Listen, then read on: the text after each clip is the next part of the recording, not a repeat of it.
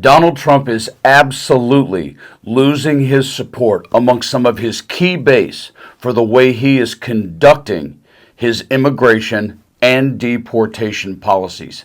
Set aside all the court rulings, set aside the Supreme Court, set aside all of the arguments and all of the distraction, and focus on the fact that when the people who put you in office start to turn their backs on you because of how you are doing something and what you are ignoring, you are in deep trouble. And in this breaking story, that is exactly what's happening, and you won't believe where it comes from in terms of a key senator from a particular state. I'm going to show that to you in a few seconds, but let's be reminded, one of the other people who used to be a senator in Florida, Marco Rubio, Cuban, who's now State Department, let's bear in mind how he just got grilled by a fellow colleague and friend, along with Ana Navarro, who lives in Miami. Take a quick listen to this. Mr. Secretary, you and I served together in Congress for 15 years. We didn't always agree, but I believe we shared some common values. A belief in defending democracy and human rights abroad and honoring the Constitution at home. That's why I voted to confirm you. I believed you would stand up for those principles. You haven't. You've done the opposite. You teamed up with President Trump. Where have you focused your energy instead, Mr. Secretary? A Massachusetts teenager set to go before an immigration judge this afternoon. 18-year-old Marcelo Gomez da Silva was arrested by ICE agents while he was driving to high school volleyball practice last Saturday. Authorities say the operation was targeting da Silva's father. Well, your first trip as Secretary of State was to El Salvador, but to cozy up to President Bukele, who calls himself the world's coolest dictator. The result was a cash for collusion deal to deprive people living in America of their constitutional rights to due process. With Ana Navarro. Hello, Ana. Hello, Brian. You live in Miami, as everyone knows.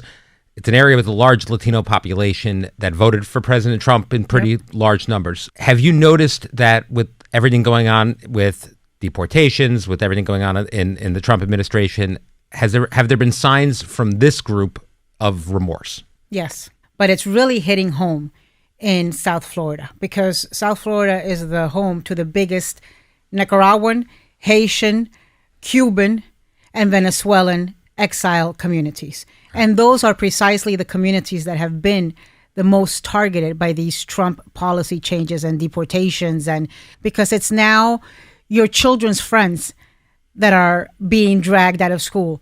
It is the woman who does your nails. The Supreme Court, in a 9-0 decision, instructed you to facilitate the return to the United States of Abrego Garcia, who the administration admitted was wrongfully deported to El Salvador. And it's a funny phrase to use the hashtag FAFO, F around and find out. But the bottom line is, for thousands and thousands and thousands of innocent legal citizens, it's not funny. Because in this breaking story, the senator from Florida, who is a huge Trumper, just said this. Breaking news. Republican Florida State Senator Elena Garcia, founder of Latinas for Trump, condemns Trump's mass deportation campaign. In quotes, "This is not what we voted for." As the state senator who represents her district and the daughter of Cuban refugees who are now just as American, if not more so, than Stephen Miller, I am deeply disappointed by these actions. This is not what we voted for. I have always supported Trump through thick and thin. However, this is unacceptable and inhumane. This story reminds me to remind everyone the midterms are coming. And let's be clear about something. You can look at the swing states, but one of the states that Republicans haven't had to worry about for a while is Florida. You lose Florida, you're in deep, deep doo-doo on a national level with regards to winning a national election.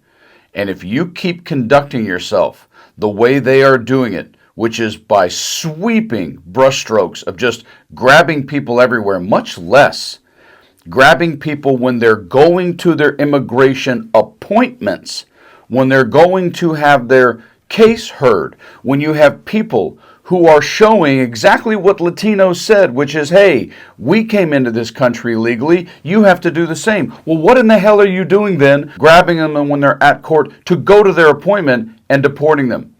You are literally denigrating the very thing that they're doing in terms of the process of our immigration legally. If the Latins turn their back on Donald Trump, the GOP, and the Republican Party, it is going to be, yes, a blue wave people thought we'd have this past election or even in 2016. That's going to be the result if you continue to FO.